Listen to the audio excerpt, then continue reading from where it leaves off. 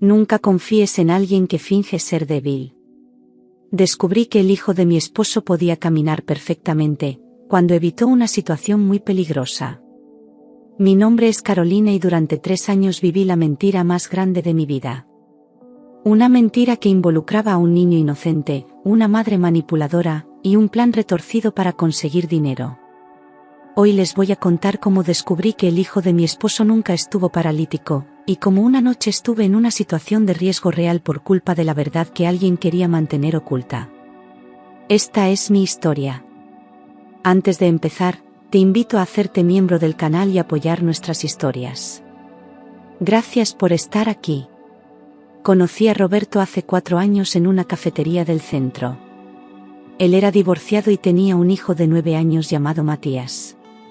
Desde el primer día, Roberto fue honesto conmigo sobre su situación.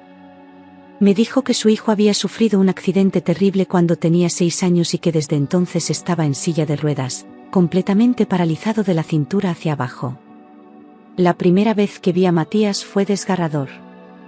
Un niño tan pequeño, tan lleno de vida en sus ojos, pero atrapado en ese cuerpo que supuestamente no respondía. Roberto me explicó que la madre de Matías, Daniela, tenía la custodia principal porque ella era quien mejor podía cuidar de las necesidades especiales del niño. Roberto pagaba una pensión alimenticia muy alta, más todos los gastos médicos, terapias, equipos especiales, medicinas, todo. Yo acepté esta realidad porque amaba a Roberto. Y honestamente, Matías era un niño dulce. Cuando nos casamos hace 2 años, las visitas de Matías a nuestra casa se volvieron más frecuentes. Cada 2 fines de semana se quedaba con nosotros. Yo aprendí a ayudarlo con todo, llevarlo al baño, ayudarlo a vestirse, preparar comidas especiales que pudiera digerir fácilmente, administrar sus rutinas. Daniela siempre fue distante conmigo. Apenas me dirigía la palabra cuando venía a dejar o recoger a Matías. Pero Roberto me decía que era normal, que probablemente sentía celos o resentimiento porque él había rehecho su vida. Yo intentaba ser comprensiva. Lo que nunca sospeché fue que detrás de esa frialdad había algo mucho más oscuro. El punto de quiebre llegó hace 3 meses. Roberto tenía que viajar por trabajo a otra ciudad durante 5 días. Era la primera vez que me quedaría completamente sola a cargo de Matías por tanto tiempo. Yo estaba nerviosa, no voy a mentir. Cuidar de un niño con parálisis no es fácil, y aunque ya tenía experiencia, siempre había sido con Roberto cerca por si necesitaba ayuda. La noche antes de irse, Roberto me dio todas las instrucciones. Me mostró dónde estaban los medicamentos de Matías, cómo ajustar la silla de ruedas, los números de emergencia del doctor, todo. Matías estaba sentado en la sala, mirando la televisión. Parecía tranquilo, como siempre. A la mañana siguiente, Roberto se fue muy temprano. Me dio un beso, le dio un abrazo a Matías, y se subió al coche. Yo me quedé parada en la puerta con Matías a mi lado en su silla de ruedas, despidiéndonos con la mano. Cerré la puerta y respiré profundo. Bien, Carolina, tú puedes hacer esto, me dije a mí misma. Preparé el desayuno. Hice panqueques porque sabía que a Matías le encantaban. Lo llevé hasta la mesa de la cocina y le puse el plato enfrente. Mientras él comía, yo me puse a limpiar un poco y a organizar la casa. Alrededor de las 10 de la mañana, decidí hacer té. Puse la tetera en la estufa de gas y giré la perilla para encender el fuego. Pero la llama no prendió bien. La giré de nuevo, y esta vez escuché el clic pero no vi la llama azul. Pensé que tal vez necesitaba ajustarlo. Así que lo intenté una vez más. Nada. Me molesté un poco porque la estufa a veces era temperamental, pero no le di mucha importancia. Pensé que tal vez se había apagado sola y que podía intentarlo más tarde.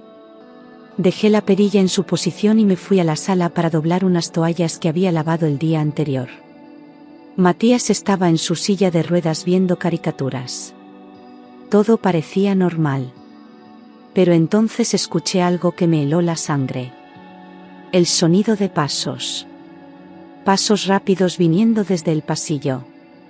Levanté la vista y lo que vi me dejó paralizada. Matías.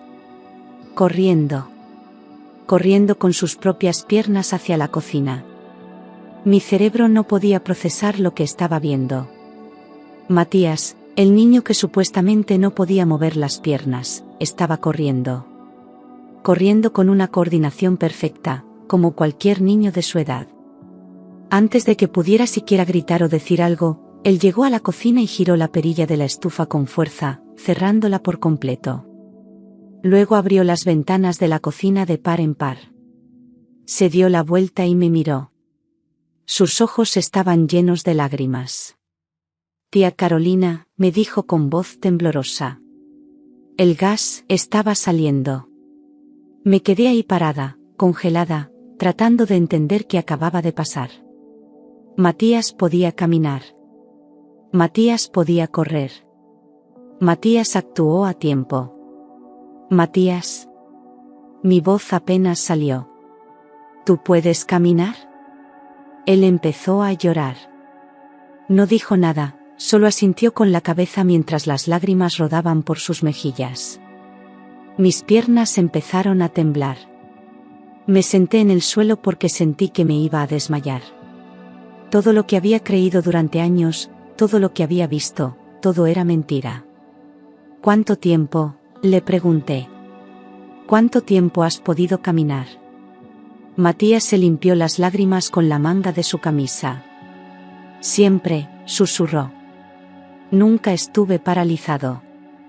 Las siguientes horas fueron las más confusas y perturbadoras de mi vida. Después de que el shock inicial pasó, me senté con Matías en la sala y le pedí que me contara todo. Absolutamente todo. Al principio él no quería hablar. Estaba asustado, temblando, mirando hacia la puerta como si esperara que alguien entrara en cualquier momento.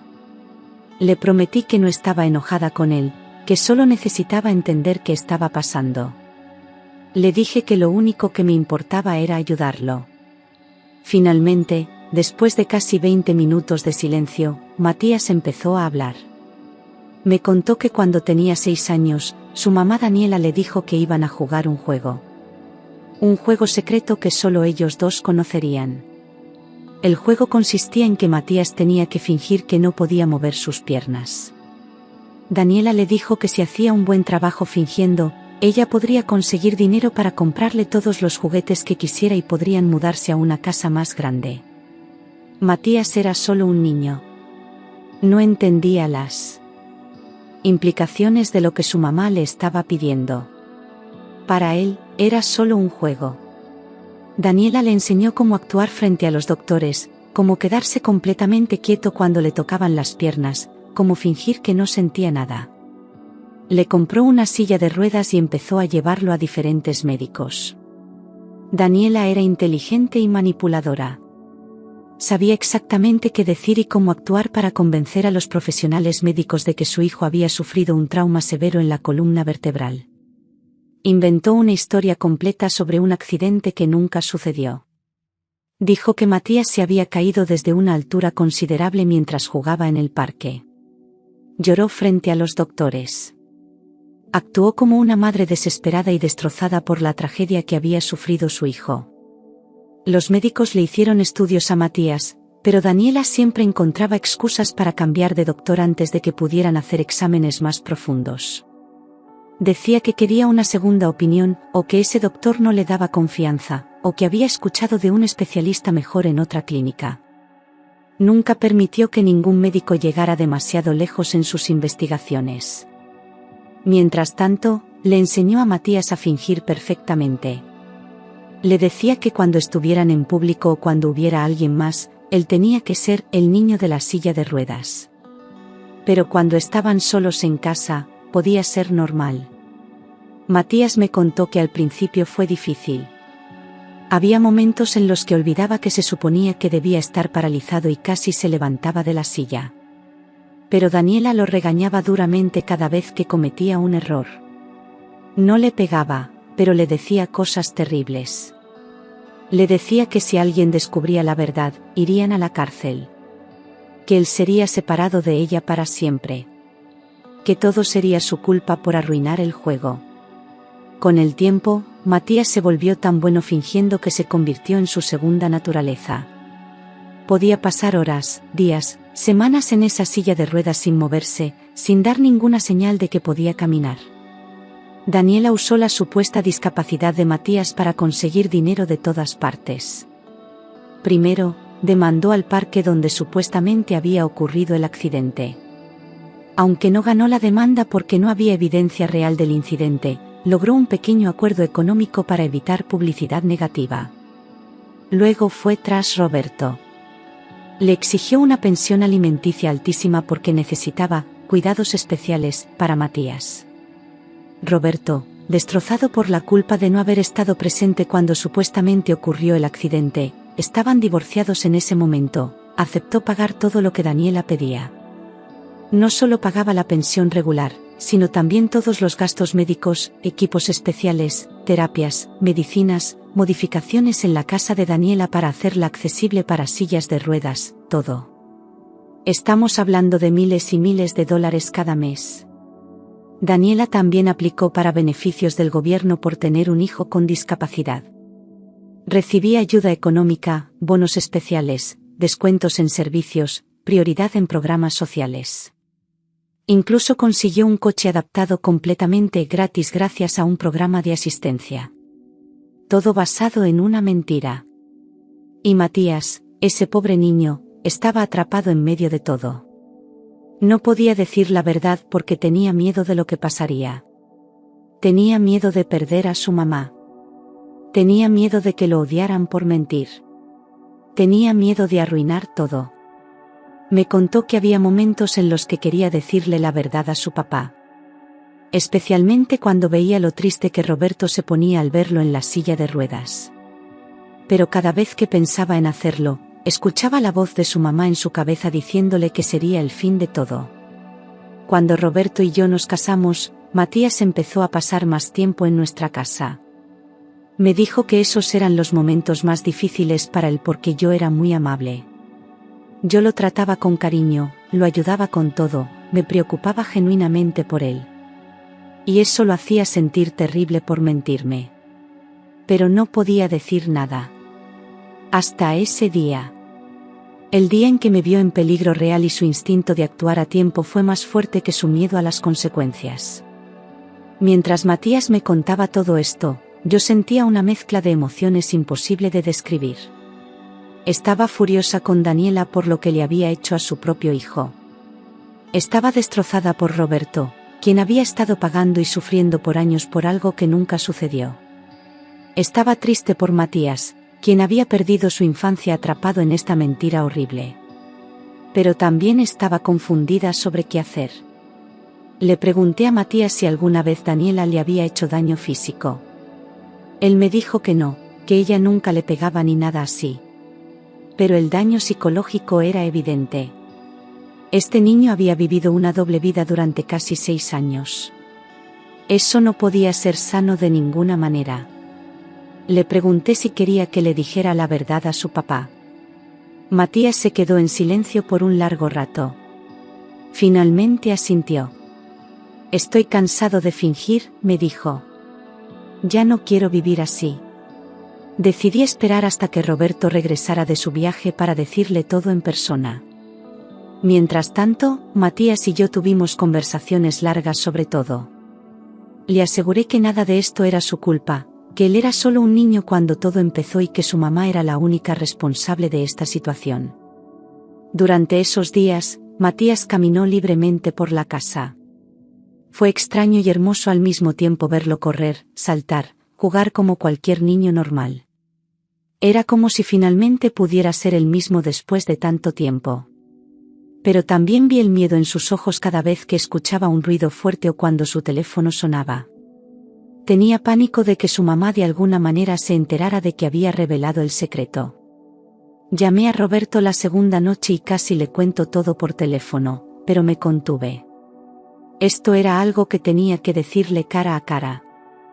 Le dije que todo estaba bien, que Matías y yo estábamos pasando un buen tiempo juntos. Roberto sonaba cansado pero feliz de escuchar eso. Me dijo que me extrañaba y que no podía esperar a volver a casa. Mi corazón se rompió sabiendo la bomba que estaba a punto de estallar en su vida. Cuando Roberto finalmente regresó a casa, era tarde en la noche. Matías ya estaba dormido en su habitación. Roberto entró cansado, dejó sus maletas en la entrada y me dio un abrazo largo. ¿Cómo estuvo todo?, me preguntó. Necesitamos hablar, le dije. Es importante. Vio la seriedad en mi rostro y se puso pálido. ¿Qué pasó? ¿Está bien, Matías? Matías está bien, le aseguré. Mejor que bien, de hecho. Pero hay algo que necesito mostrarte. Lo llevé a la sala y le pedí que se sentara. Fui a la habitación de Matías y lo desperté suavemente. Le expliqué que era el momento de decirle la verdad a su papá. Matías estaba aterrado, pero asintió. Tomé su mano y caminamos juntos hasta la sala. Cuando Roberto vio a su hijo caminando, de pie, sin ayuda, sin silla de ruedas, se quedó completamente inmóvil. Su rostro pasó por 1000 expresiones diferentes en cuestión de segundos: confusión, shock, incredulidad, esperanza. Matías. Su voz se quebró. ¿Estás? ¿Puedes? Matías empezó a llorar y corrió hacia su papá. Roberto lo abrazó con tanta fuerza que pensé que lo iba a romper. Ambos lloraban. Yo también estaba llorando. Después de varios minutos así, Roberto finalmente pudo hablar. No, entiendo.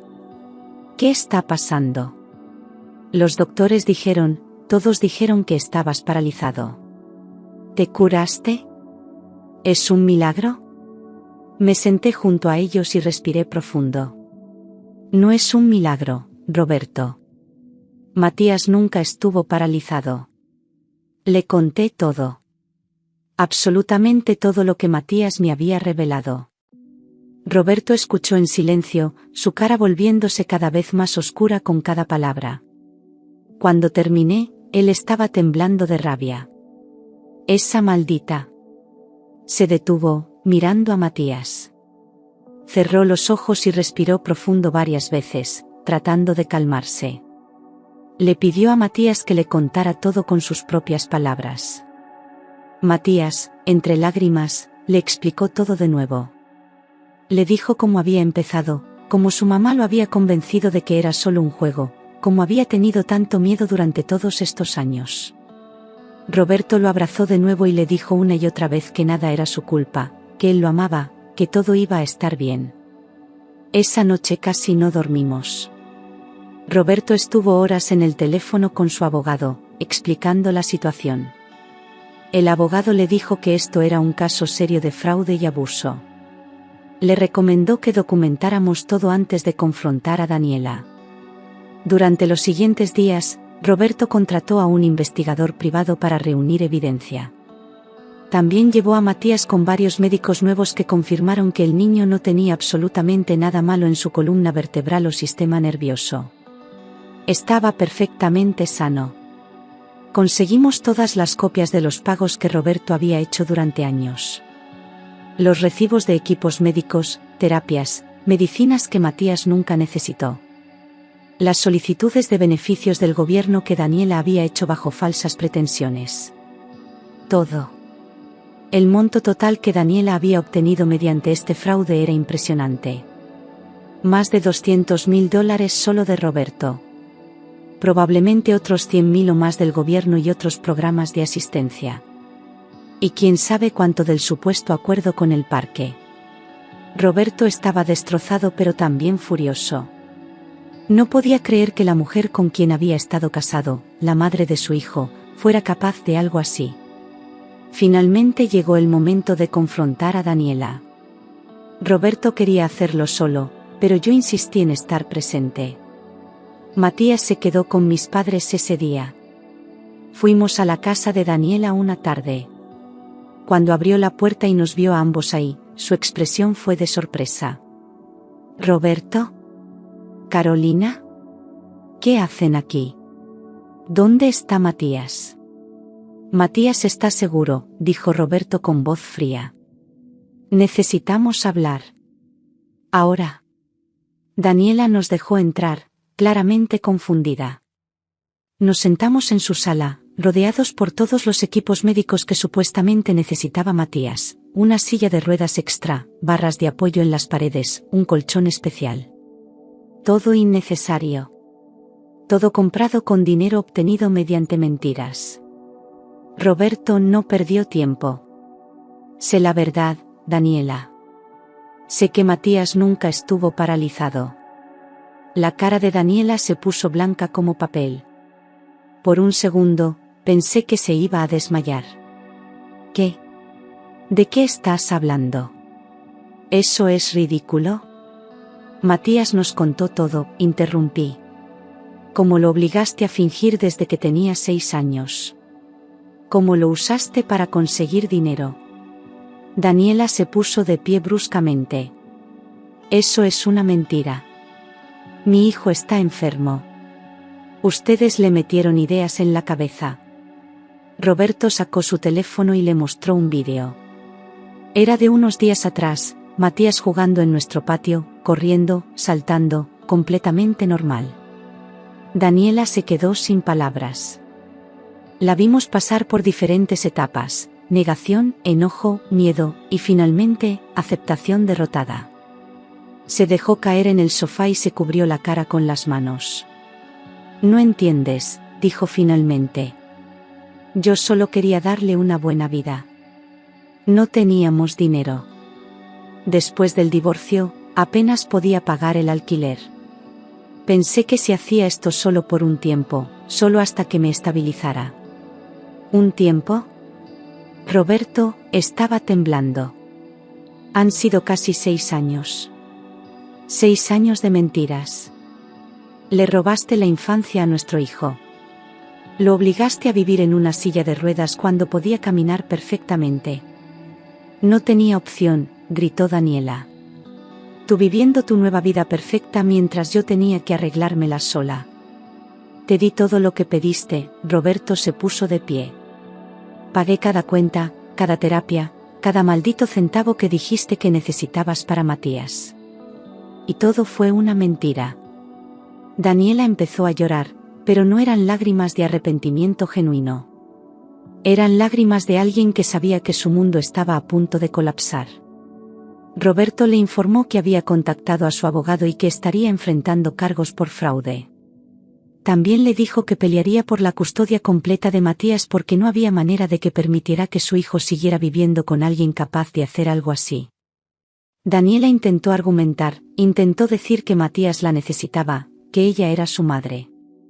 Pero sus palabras sonaban huecas incluso para ella misma. Nos fuimos de esa casa sabiendo que probablemente era la última vez que entraríamos ahí. Roberto había documentado todo, tenía testigos, tenía evidencia médica. Tenía todo lo que necesitaba para asegurarse de que Daniela enfrentara las consecuencias de sus acciones. Eso fue hace 3 meses. Desde entonces, muchas cosas han cambiado. Daniela está enfrentando múltiples cargos criminales por fraude. El gobierno está investigando todos los beneficios que recibió ilegalmente y demandando la devolución del dinero. Roberto también la está demandando civilmente por todo el dinero que pagó bajo falsas pretensiones durante años. Lo más probable es que Daniela termine en prisión. Parte de mí siente lástima por ella, a pesar de todo. Pero entonces pienso en Matías, en todo lo que perdió, en el daño psicológico que le causó, y esa lástima desaparece. Roberto ganó la custodia completa de Matías. El juez escuchó todo el caso y quedó horrorizado por lo que Daniela había hecho. Determinó que ella no era apta para tener la custodia de su hijo. Matías ahora vive con nosotros tiempo completo. Está yendo a terapia para trabajar todo el trauma que vivió durante esos años. Su terapeuta dice que va a necesitar tiempo para procesar todo, pero que con apoyo y amor, podrá superarlo. Ver a Matías vivir como un niño normal es algo hermoso. Ahora va a la escuela regular, juega con otros niños, practica deportes. Hace todas las cosas que un niño de su edad debería hacer y que se perdió durante tanto tiempo. A veces lo veo correr en el patio y me emociono hasta las lágrimas pensando en cómo estuvo encerrado en esa mentira por tantos años. Pero también me siento agradecida de que finalmente la verdad salió a la luz. Matías todavía tiene pesadillas a veces. Sueña que está de vuelta en la silla de ruedas y que no puede levantarse. Despierta asustado y viene a nuestra habitación. Roberto o yo nos quedamos con él hasta que vuelve a dormir. Su terapeuta dice que esos sueños son normales, que son parte del proceso de sanar.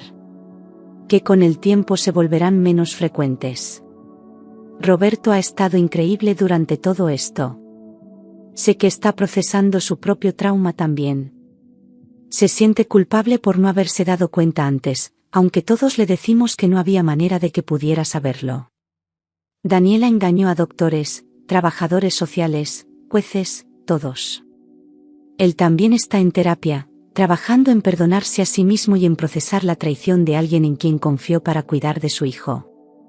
En cuanto a mí, todavía no puedo creer que todo esto pasó. A veces pienso en ese día, cuando vi a Matías correr hacia la cocina para cerrar el gas. Pienso en cómo ese momento cambió todo. Si no hubiera pasado, probablemente seguiríamos viviendo en la mentira. Matías seguiría atrapado en esa silla de ruedas, fingiendo ser alguien que no era. Daniela seguiría robando dinero y destruyendo a su propio hijo psicológicamente. Fue un momento aterrador, sí. Pero también fue el momento en que la verdad finalmente salió a la luz. Matías me dijo hace unas semanas que no se arrepiente de haberme salvado ese día, incluso sabiendo todo lo que vino después. Me dijo que estaba cansado de mentir, cansado de fingir, cansado de vivir en miedo constante. Me dijo que ahora, por primera vez en años, se siente libre. Y eso, más que cualquier otra cosa, me dice que hicimos lo correcto al revelar la verdad. La gente a menudo me pregunta cómo no me di cuenta antes. Cómo no vi las señales. Honestamente, no había señales que ver. Matías era tan bueno fingiendo que engañaba a todos. Y Daniela era tan manipuladora que construyó una historia perfecta sin grietas aparentes. Pero lo más importante no es que no nos dimos cuenta antes. Lo importante es que ahora sabemos la verdad y que Matías está finalmente libre de vivir esa mentira. Roberto recuperó legalmente todo el dinero que le había dado a Daniela para los supuestos cuidados médicos de Matías. Ese dinero ahora está en un fondo para la educación universitaria de Matías. Es irónico, en cierto modo. El dinero que Daniela robó mintiendo sobre la discapacidad de su hijo ahora va a ayudar a ese mismo hijo a construir un futuro mejor. Matías está prosperando en la escuela. Sus maestros dicen que es un niño brillante y que se está adaptando bien. Al principio fue difícil para él porque no sabía cómo interactuar con otros niños normalmente. Había pasado tanto tiempo fingiendo que había olvidado cómo ser solo un niño. Pero poco a poco está encontrando su camino. Ha hecho amigos. Está en el equipo de soccer de la escuela. Le encanta dibujar y está tomando clases de arte. Es hermoso ver cómo está recuperando todo lo que perdió. La terapeuta nos dijo que Matías probablemente va a cargar con esto por el resto de su vida de alguna forma u otra. Que las experiencias de su infancia lo moldearon de maneras que todavía estamos descubriendo. Pero también dijo que los niños son resilientes, especialmente cuando tienen un sistema de apoyo fuerte. Y Matías tiene eso ahora. Tiene a su papá que lo ama incondicionalmente. Me tiene a mí, quien haría cualquier cosa por protegerlo. Tiene a sus abuelos, a sus tíos, a sus primos. Tiene una familia completa que lo apoya. En cuanto a mi relación con Matías, se ha vuelto mucho más cercana. Él me ve como más que solo la esposa de su papá ahora. Me ve como alguien en quien puede confiar, alguien que lo ayudó a salir de la peor situación de su vida. A veces me llama mamá. La primera vez que lo hizo, los dos nos quedamos sorprendidos. Él se disculpó rápidamente, pero yo le dije que estaba bien, que podía llamarme como se sintiera cómodo. No estoy tratando de reemplazar a su madre biológica. Pero puedo ser una figura materna positiva en su vida, alguien que lo ame y lo cuide de la manera correcta. Daniela ha intentado contactar a Matías varias veces. Le manda cartas, mensajes. Al principio, Matías se asustaba cada vez que llegaba algo de ella. Pero ahora, con la ayuda de su terapeuta, está aprendiendo a establecer límites. Decidió que no quiere tener contacto con ella por ahora. Tal vez en el futuro, cuando sea mayor y haya procesado todo mejor, querrá hablar con ella.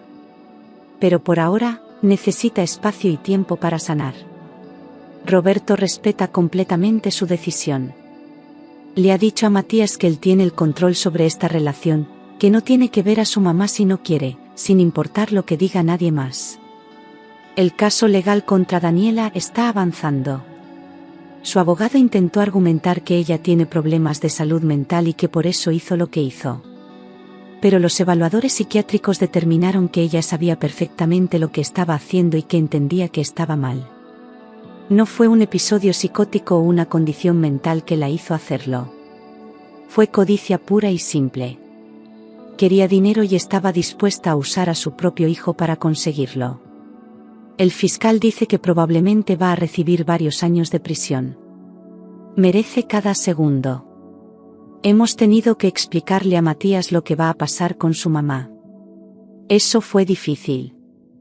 A pesar de todo lo que ella hizo, todavía es su mamá y parte de él la ama. Es complicado para un niño procesar que la persona que se suponía debía protegerlo fue la que más daño le hizo. Su terapeuta nos ayudó a tener esa conversación de una manera apropiada para su edad. Le explicamos que su mamá hizo algo muy malo y que tiene que enfrentar las consecuencias de sus acciones. Que esto no significa que él hizo algo mal, y que está bien si tiene sentimientos confusos sobre todo. Matías lloró mucho ese día. Lloró por la mamá que pensó que tenía, por la infancia que perdió, por todo. Roberto y yo nos quedamos con él, abrazándolo, diciéndole que todo iba a estar bien. Y va a estar bien. No será fácil, y va a tomar tiempo, pero Matías va a estar bien. Este niño ha mostrado una fortaleza increíble. A pesar de todo lo que ha pasado, sigue siendo dulce, amable, y con un corazón enorme. No dejó que lo que vivió lo convirtiera en alguien amargo o malo. Eso es testimonio de su carácter y de la resiliencia del espíritu humano. A veces pienso en todas las veces que ayudé a Matías a subir a la silla de ruedas, todas las veces que lo cargué para llevarlo al baño, todas las veces que me preocupé por su condición. Y me pregunto cómo se sentía él en esos momentos, sabiendo que podía hacer todo eso por sí mismo pero teniendo que mantener la actuación. Debe haber sido torturador.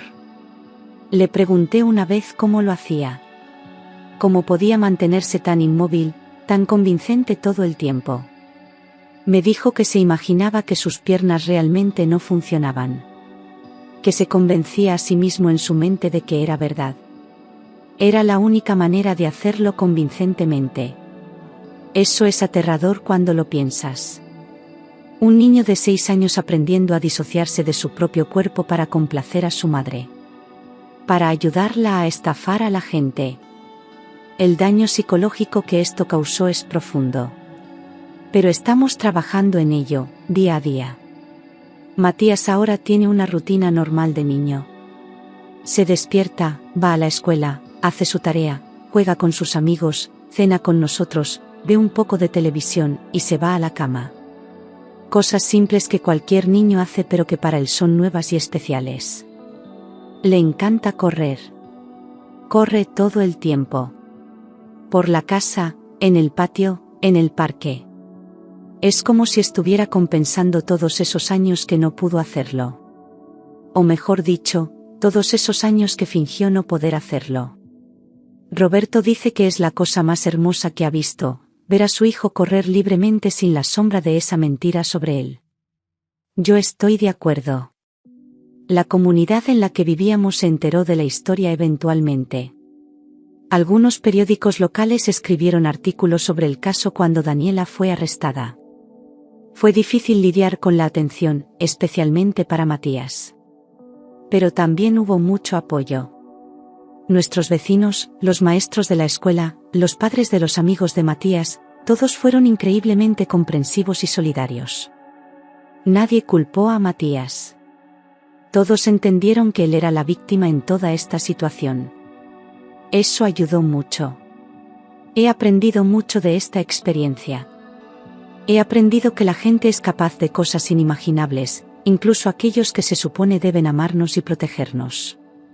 He aprendido que los niños son increíblemente resilientes pero también increíblemente vulnerables. Y he aprendido que la verdad, sin importar cuán dolorosa sea revelarla, siempre es mejor que vivir en una mentira. Si Matías no hubiera corrido a cerrar ese gas ese día, las consecuencias podrían haber sido muy graves. Pero más allá de eso, probablemente la verdad nunca hubiera salido a la luz. Matías hubiera seguido viviendo esa mentira horrible, probablemente hasta que fuera adulto. El universo funciona de maneras misteriosas a veces. Roberto dice que ya no cree en coincidencias. Dice que todo pasa por una razón. Yo no sé si estoy de acuerdo con eso filosóficamente, pero sí sé que estoy agradecida de que ese día pasara como pasó. Porque ahora Matías está libre. Está viviendo la vida que siempre debió haber vivido. Está siendo el niño que siempre fue pero que no podía mostrar al mundo. Y eso, más que cualquier otra cosa, hace que todo haya valido la pena. Esta historia cambió mi vida de maneras que nunca imaginé. Cuando me casé con Roberto, sabía que estaba aceptando a su hijo en mi vida también. Pensé que sabía a qué me estaba comprometiendo. Pensé que entendía lo que significaba ser madrastra de un niño con necesidades especiales. Pero resultó que no sabía nada. La realidad fue mucho más compleja, oscura, y finalmente, más esperanzadora de lo que jamás imaginé. Ahora, cuando veo a Matías jugar, cuando lo veo sonreír genuinamente, cuando lo veo ser un niño normal, siento una gratitud profunda. Gratitud de que la verdad salió a la luz. Gratitud de que Matías está a salvo. Gratitud de que tenemos la oportunidad de darle la infancia que merece, aunque llegue unos años tarde. Y gratitud de que ese día, cuando el gas estaba goteando en mi cocina, un niño valiente decidió que decir la verdad y pedir ayuda era más importante que mantener una mentira. Ese acto de valentía lo liberó. Y en muchas formas, nos liberó a todos. Una de las cosas que más me impactó durante todo este proceso fue descubrir un cuaderno que Matías guardaba escondido debajo de su colchón. Lo encontré por accidente cuando estaba cambiando sus sábanas una tarde. Era un cuaderno viejo, con las esquinas dobladas y páginas amarillentas. Cuando lo abrí, mi corazón se destrozó. Eran dibujos. Docenas de dibujos que Matías había hecho durante años. Algunos mostraban a un niño corriendo libre en un campo abierto. Otros mostraban a ese mismo niño atrapado en una jaula. Había uno particularmente desgarrador donde dibujó dos versiones de sí mismo, una en la silla de ruedas con una cara triste, y otra corriendo con los brazos abiertos y una sonrisa enorme. Debajo había escrito con su letra infantil, el Matías de mentira y el Matías de verdad. Cuando le mostré el cuaderno a Roberto, él se quebró completamente. Ver el dolor de su hijo plasmado en esos dibujos fue demasiado para él. Roberto me confesó algo que nunca antes me había dicho. Me contó que hubo una vez, hace aproximadamente 2 años, cuando Matías se quedó a dormir en nuestra casa, que Roberto se despertó en medio de la noche para ir al baño. Al pasar por la habitación de Matías, escuchó un ruido extraño. Abrió la puerta suavemente y vio a Matías dormido, pero sus piernas se movían bajo las sábanas. Eran pequeños movimientos, como espasmos involuntarios.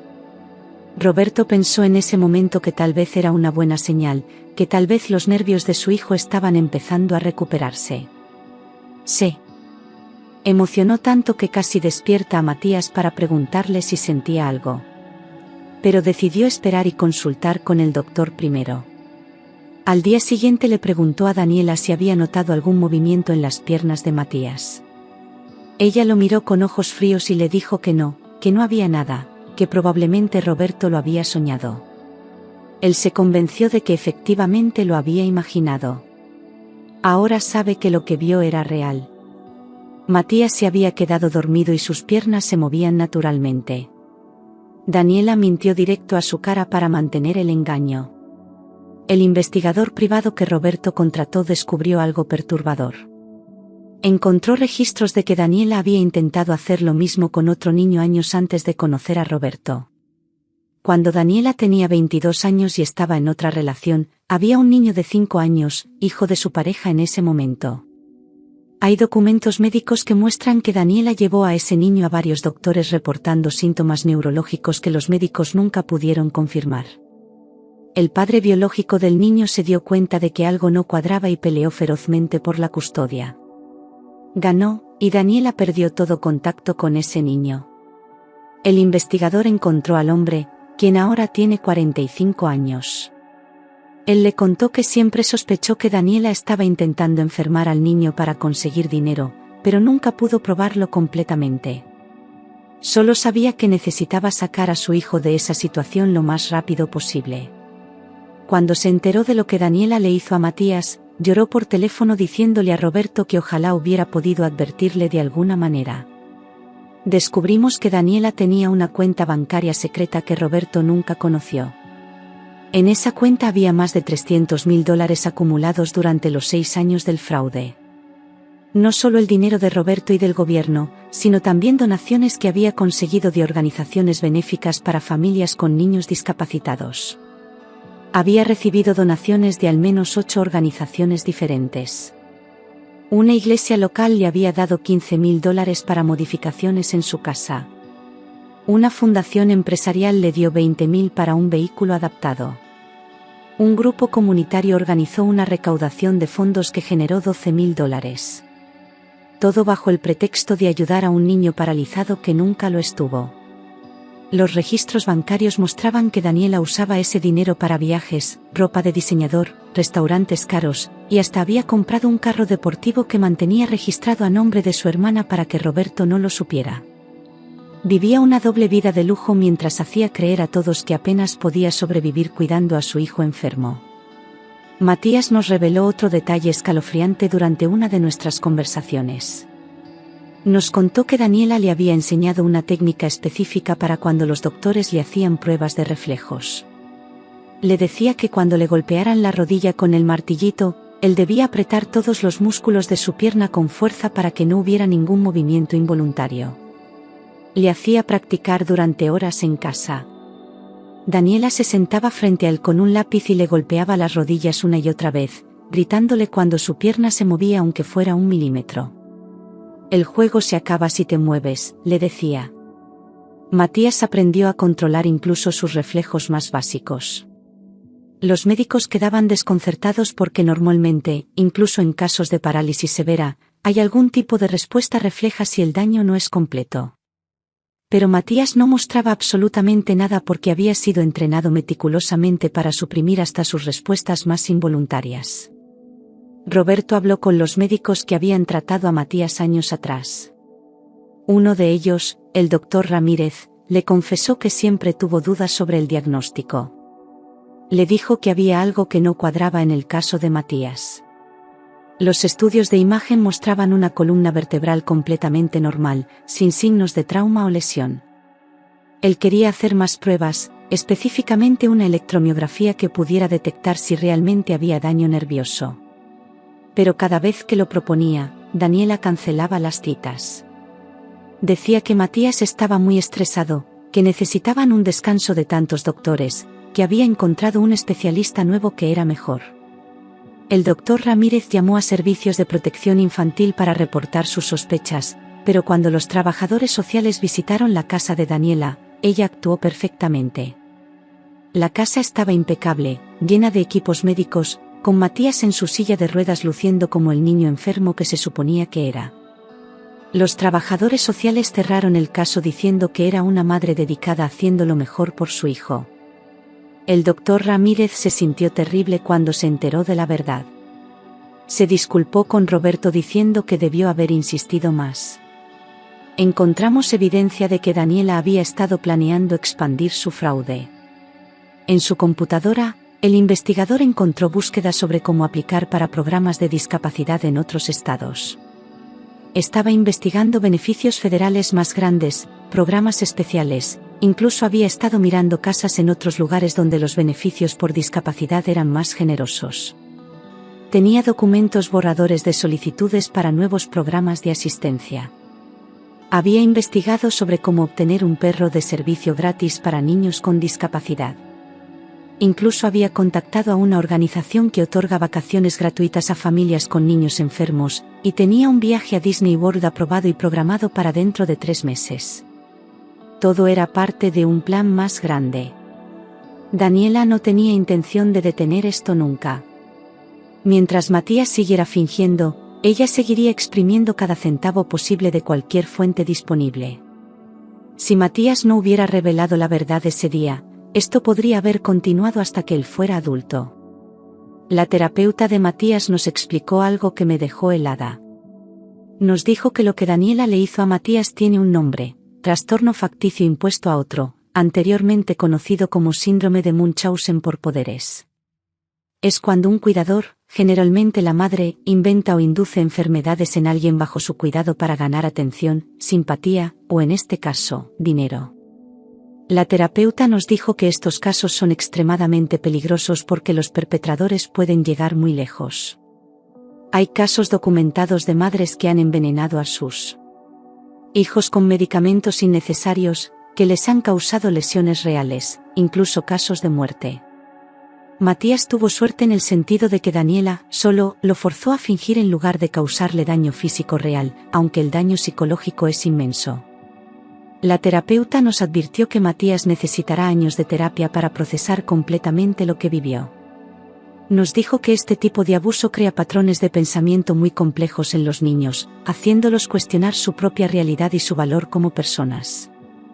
Roberto tuvo que enfrentar a su propia familia cuando la verdad salió.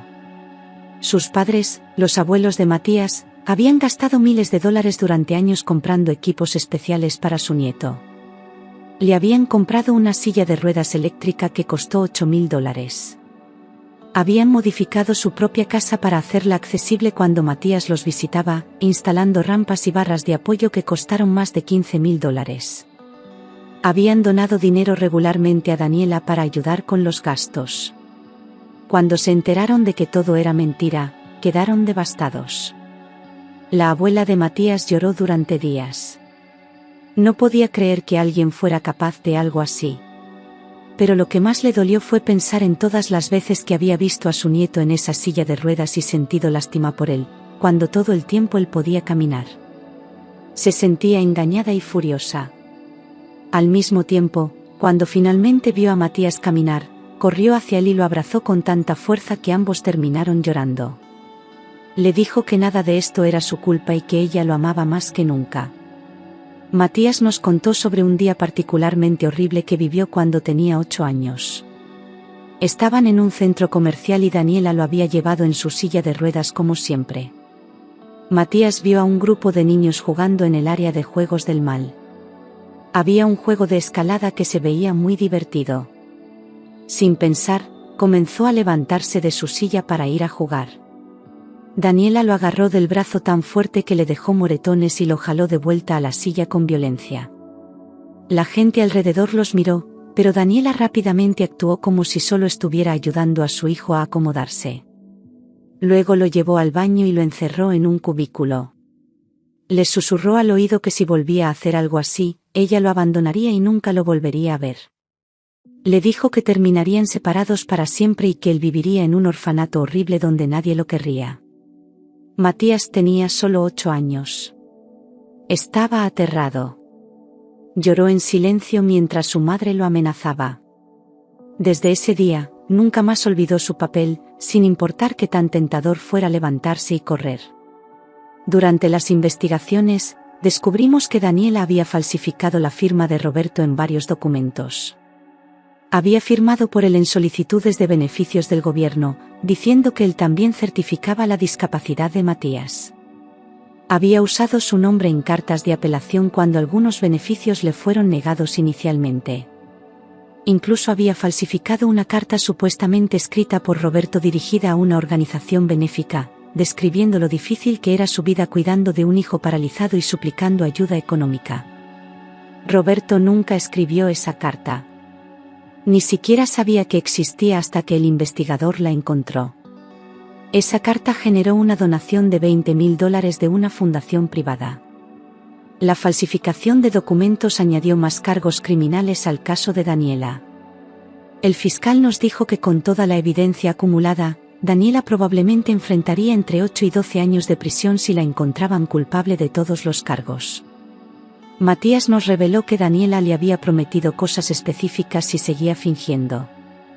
Le decía que cuando tuviera 18 años y ya no fuera legalmente responsable de él, le revelarían al mundo que había sido un milagro, que él se había curado. Planearían una historia sobre una recuperación milagrosa y podrían vender la historia a los medios. Le decía que serían ricos y famosos. Que podrían escribir un libro sobre su recuperación milagrosa y hacer giras de conferencias motivacionales. Matías realmente creía que había un final feliz planeado donde eventualmente podría ser libre. Daniela le pintaba esta fantasía donde todo el sufrimiento valdría la pena al final. Pero la realidad era que probablemente nunca hubiera dejado que la verdad saliera. El riesgo legal era demasiado grande. Lo más probable es que hubiera encontrado alguna manera de mantenerlo en esa mentira indefinidamente, o hubiera desaparecido con el dinero cuando Matías cumpliera 18 años, dejándolo lidiar con las consecuencias solo. Roberto me contó sobre una conversación devastadora que tuvo con Matías hace 2 semanas.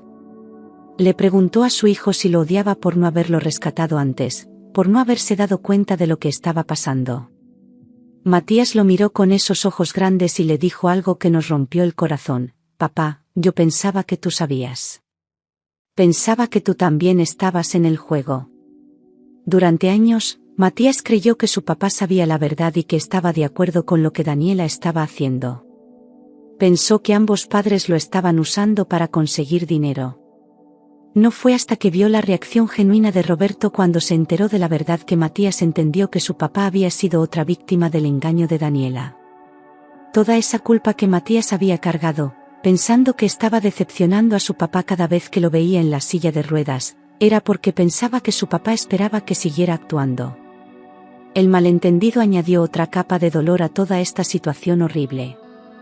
Descubrimos que Matías había desarrollado algunos problemas de salud reales debido a pasar tanto tiempo inmóvil en la silla de ruedas.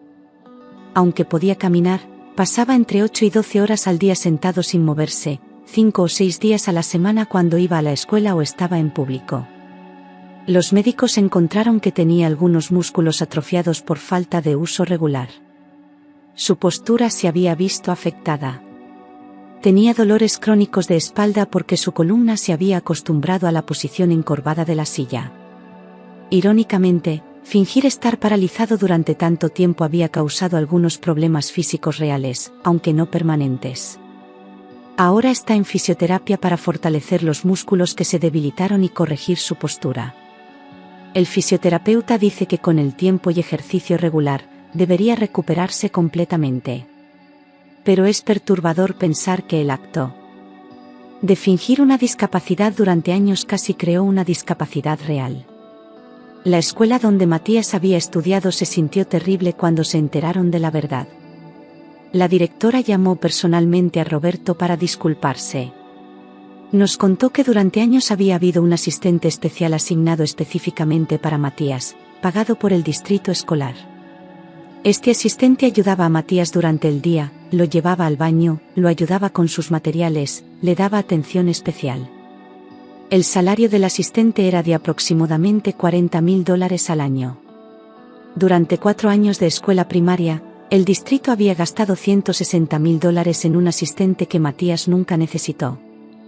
La escuela también había hecho modificaciones de accesibilidad en el edificio específicamente para acomodar a Matías. Instalaron un elevador que costó $50.000. Modificaron los baños. Compraron escritorios especiales. Todo innecesario. La directora nos dijo que el distrito estaba considerando acciones legales contra Daniela para recuperar estos costos. Era dinero que podría haber sido usado para ayudar a niños que realmente lo necesitaban. Matías nos confesó que hubo momentos en los que se sintió completamente atrapado y sin salida. Vivir una mentira tan grande lo hacía sentirse culpable y desesperado, como si nunca pudiera ser libre. Su terapeuta nos explicó que estos pensamientos no eran un deseo de hacerse daño, sino una reacción a una presión psicológica extrema, donde su mente buscaba una forma de escapar de una situación imposible. El fiscal del caso nos informó que habían encontrado mensajes entre Daniela y su hermana que eran bastante incriminatorios. En varios mensajes de texto, Daniela le había contado a su hermana lo que estaba haciendo. Su hermana le respondía dándole consejos sobre cómo evitar ser descubierta. Le sugería cambiar de doctores regularmente. Le recomendaba que documentara todo para que pareciera legítimo. Incluso le ayudó a practicar las historias que le contaría a los profesionales médicos. La hermana de Daniela sabía todo desde el principio y nunca dijo nada.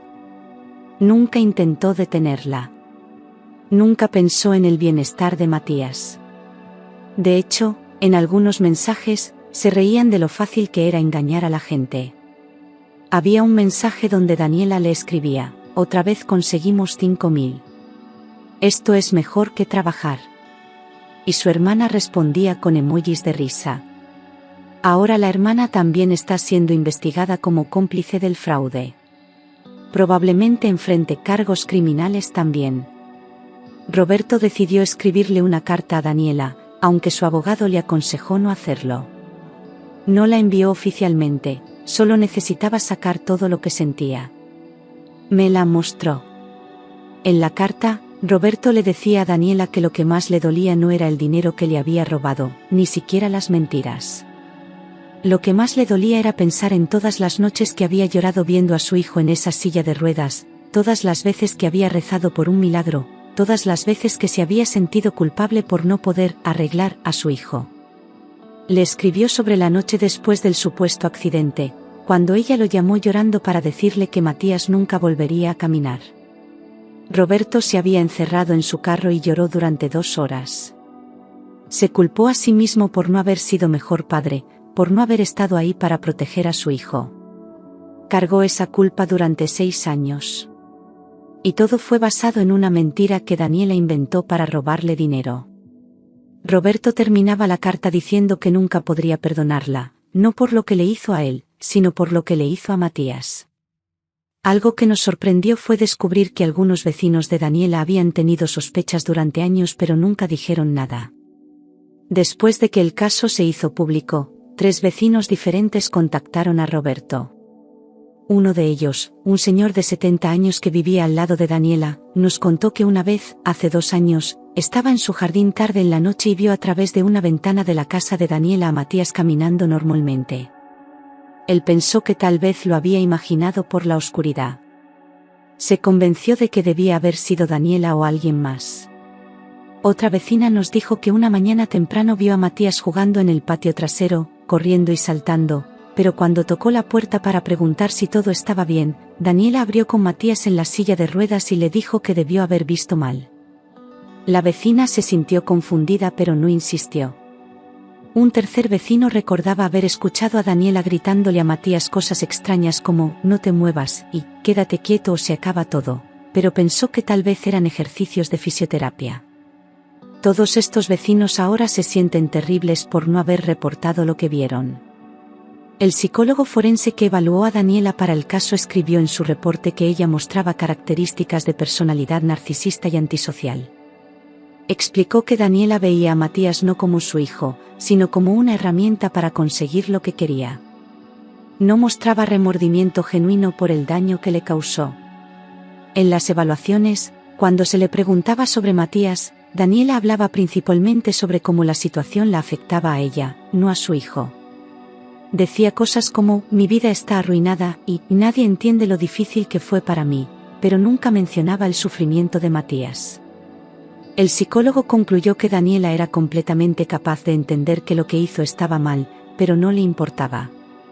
Su propia necesidad de dinero y atención era más importante que el bienestar de su hijo. El reporte recomendaba que nunca se le permitiera tener custodia de ningún niño nuevamente. Recomendaba supervisión permanente si alguna vez tenía contacto con Matías en el futuro, incluso después de cumplir su sentencia de prisión. Matías nos contó sobre un amigo que había hecho en la escuela cuando tenía 7 años. Se llamaba Diego y era el único niño que realmente jugaba con Matías a pesar de la silla de ruedas. Diego adaptaba los juegos para que Matías pudiera participar desde su silla. Era genuinamente amable y nunca hizo que Matías se sintiera diferente. Matías quería desesperadamente contarle la verdad a Diego, quería levantarse y correr con él. Pero no podía. Un día, Diego le preguntó a Matías si alguna vez soñaba con caminar. Matías le dijo que sí, que soñaba con eso todo el tiempo. Diego le dijo que él también soñaba que Matías caminaba, que corrían juntos en el parque. Esa conversación destrozó a Matías. Esa noche lloró en su habitación sabiendo que podría hacer realidad el sueño de su amigo en cualquier momento, pero la amenaza de su madre lo mantenía atrapado.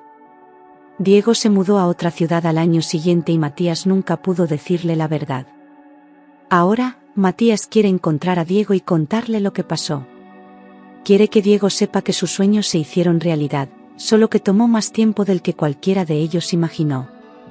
Roberto contrató a un especialista en trauma infantil para que evaluara a Matías y nos ayudara a entender el impacto a largo plazo de lo que vivió.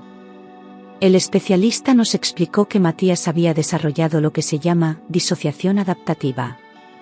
Básicamente, su cerebro aprendió a separar su identidad real de la identidad falsa que tenía que interpretar.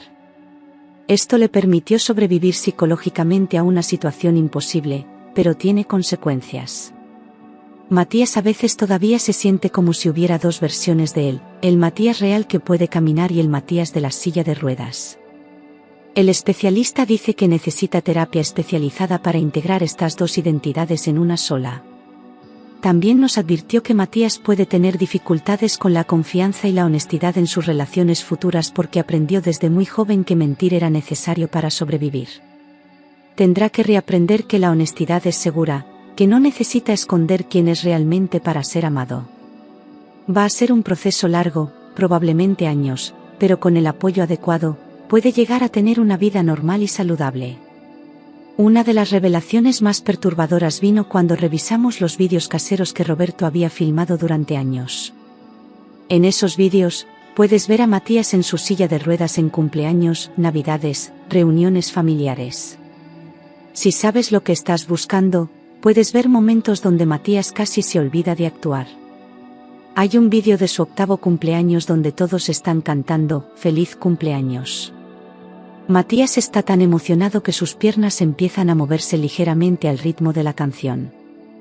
Puedes verlo darse cuenta de su error y congelarse inmediatamente. Si miras cuidadosamente, puedes ver a Daniela lanzándole una mirada de advertencia. Hay otro vídeo de Navidad donde Matías recibe un regalo que realmente quería.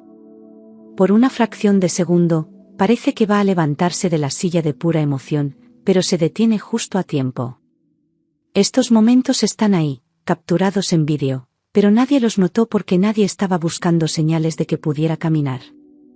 Ahora, ver esos vídeos sabiendo la verdad es desgarrador. Puedes ver a un niño constantemente vigilándose a sí mismo, constantemente consciente de que no puede ser el mismo ni siquiera en los momentos más felices de su infancia. Si esta historia te impactó, suscríbete para más historias reales que te dejarán pensando.